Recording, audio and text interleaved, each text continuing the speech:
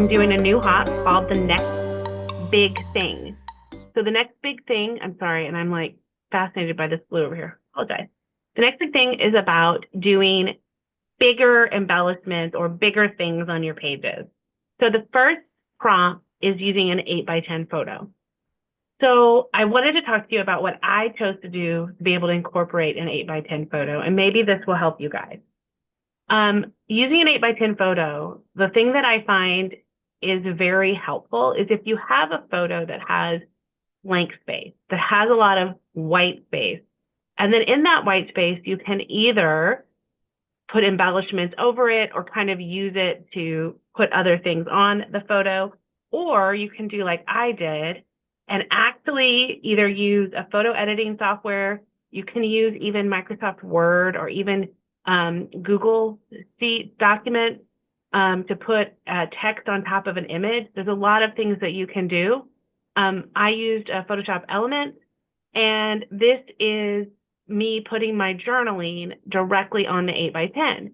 So now what I have is a photo that has an 8 by 10 photo with all of my journaling on it. And then I'm going to build upon that using the Chamel Reasons to Smile collection. And they have this really cool balloon paper, and this photo is us holding some balloons. And then what I'm going to do is find some other papers and kind of put it vertically here, probably center it over to the side, but let's work together and figure that out.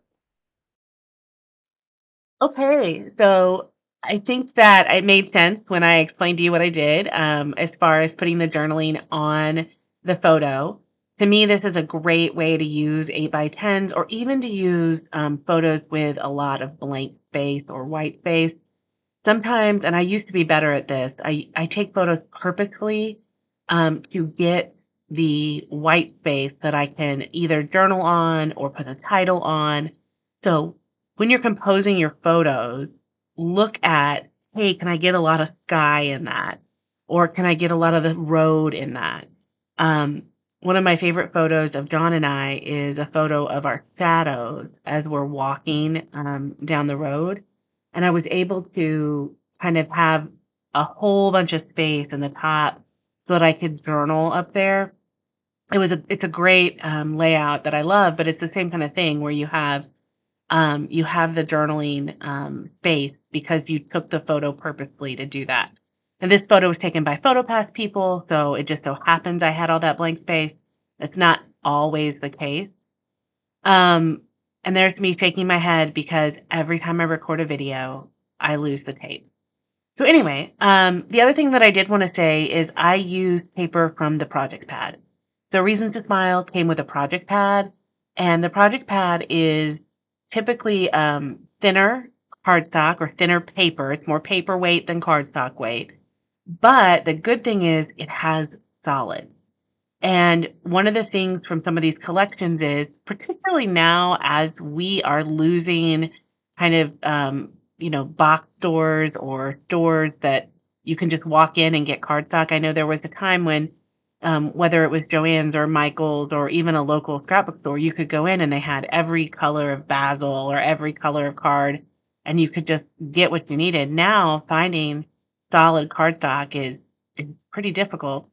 The project pads, particularly for this American Craft collection, come with some solids that match the collection. So in this case, I did use 4 of them to create those 4 vertical strips, or 3 vertical strips, and then to outline the photo. But it's just all the right colors, and I don't feel bad about using those at all. I did put the Reasons to Smile down there because I think my journaling actually does say about Reasons to Smile. So I guess I'll take this opportunity just to read you my journaling in case you can't see it. It says, we get asked a lot, are you going to Disney again? This trip, I really thought about that question. Why are we going back to Disney? We could go anywhere, really. So what is it about this place that pulls us back? Is it the food, the community, the IP? This photo kind of sums it up for me. Disney is a place I can let go and just have fun. It allows me to do the crazy things like pretend to get pulled away by balloons. I love the idea of a place that is all about celebrating the day-to-day magic that exists in life. So yes, I will go to Disney again. And the fact that that was my journaling, I thought the concept of a reasons to smile kind of went with that journaling. So Beautiful Days is the title I chose. You can kind of see it in the background, and I have another photo that's even better of the sunset. I really wanted to do this balloon picture on this balloon paper. I found this balloon paper as I was doing the page that hopefully you watched on my channel for All About the Mouse on Tuesday, when I was going through the Reasons to Smile collection, and I thought I have the exact picture that I want to do on this balloon paper. And that's what prompted me to use this paper and this picture for this challenge. And I'm pulling out all of the different balloons, and I ended up only using 3, but I wanted to see what all of my options were.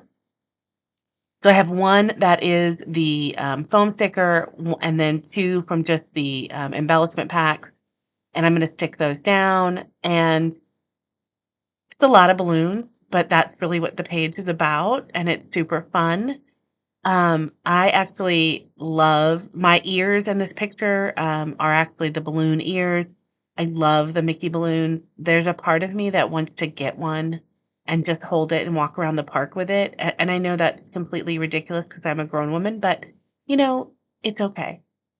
The last thing I'm going to do is I have an embellishment pack from, I think it's called Scrap and Ink. And they are a Disney-centric scrapbook Etsy store. I will try to link it in my description box. And they have a confetti pack, which is like sequins pack, something like that, that has Mickey Mouses on it. And so I'm going to use those and put those all around the page. Sorry to pause there to talk. So I'm going to put those around the page, just using my glue and my stick, and just as if they were sequins. So they're just kind of sequins, but they're more plastic. They did have one big, in their embellishment packs, they always have a few wood pieces, one big kind of fabric Mickey. And then in this one, there's one bigger Mickey that's kind of a gemstone-y, and I put that up at the top. So that is basically the way my page worked. I hope you enjoyed this. I like the idea of doing bigger embellishments or bigger focus points on pages. So this is the first month. We'll see what's next. I hope you enjoyed this, and please check out the other ladies doing One Big Thing.